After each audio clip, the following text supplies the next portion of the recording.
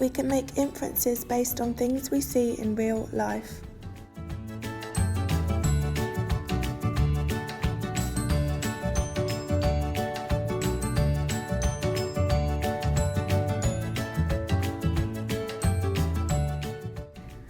We can make inferences based on things we see in pictures.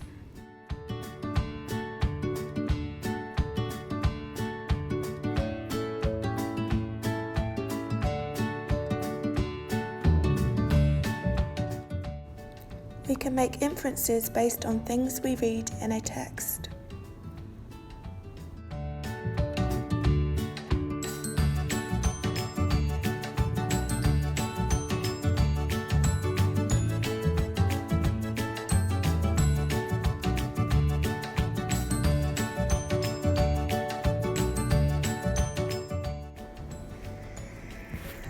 These are things that haven't actually been written or shown, but we can assume based on what we can see or read.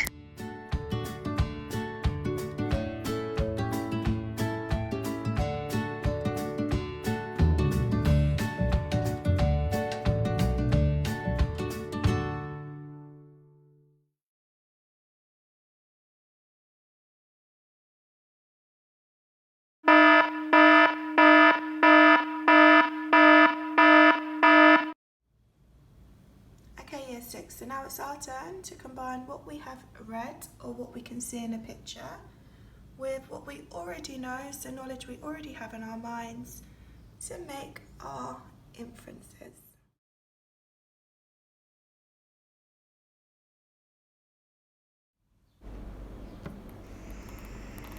We are going to talk you through the first example, and then you will have a go independently.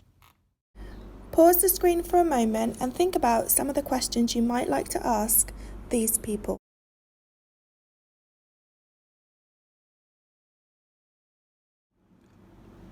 Okay, so to answer some of the questions we might have had when we first saw this picture, we're going to use our inference skills. So first we're going to have a think about what we can actually see.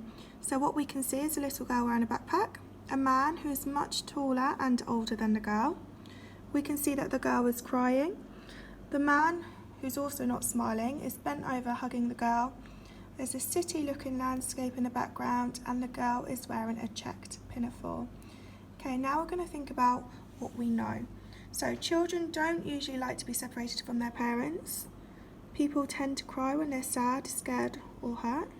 People hug people that they love. And children cry if they don't want to do something.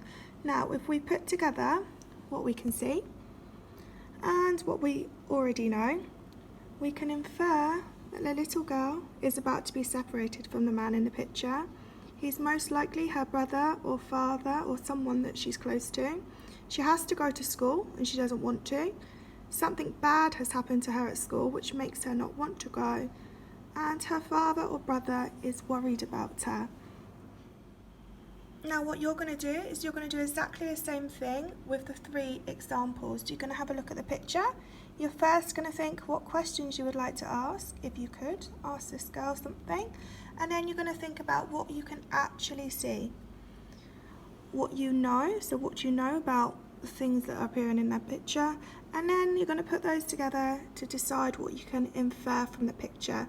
Now remember, it doesn't matter if your inference is the same as someone else's inference. Everyone can see things differently as long as you can have evidence and you're basing it on what you have seen and what you already know, and you can explain why you're making that inference. So you're going to do this one and this final one. So you just need to do exactly what we have done together.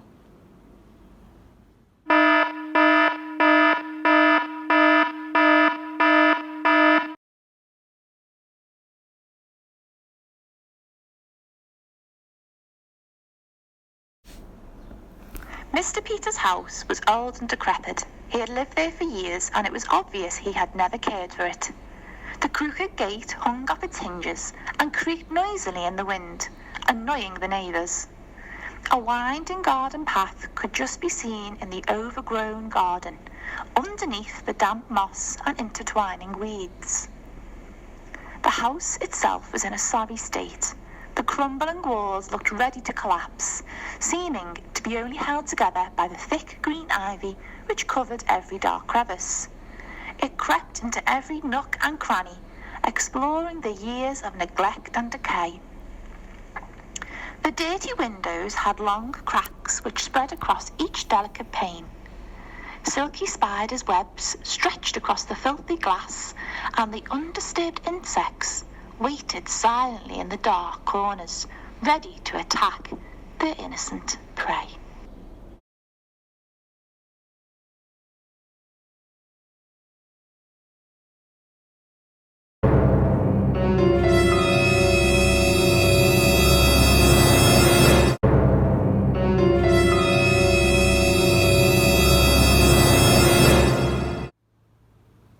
Okay, so first we're going to think about what we've actually read in a text. So the house is old and decrepit, it has ivy covering every crevice, there's undisturbed insects everywhere, it has a creaky gate hanging by its hinges, he's never cared for the house, and there are spiders, cobwebs.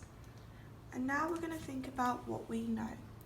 So houses are usually clean and looked after. It's not usual for a house to be falling apart. New houses don't have these problems.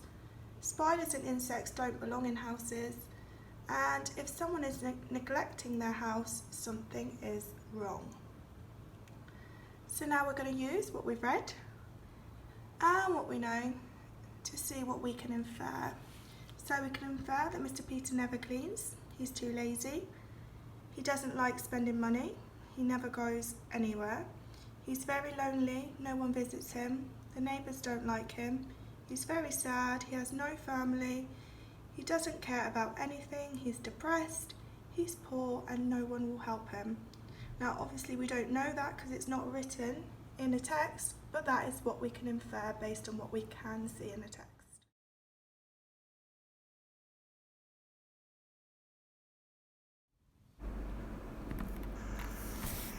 Okay, Year 6, now it's your turn.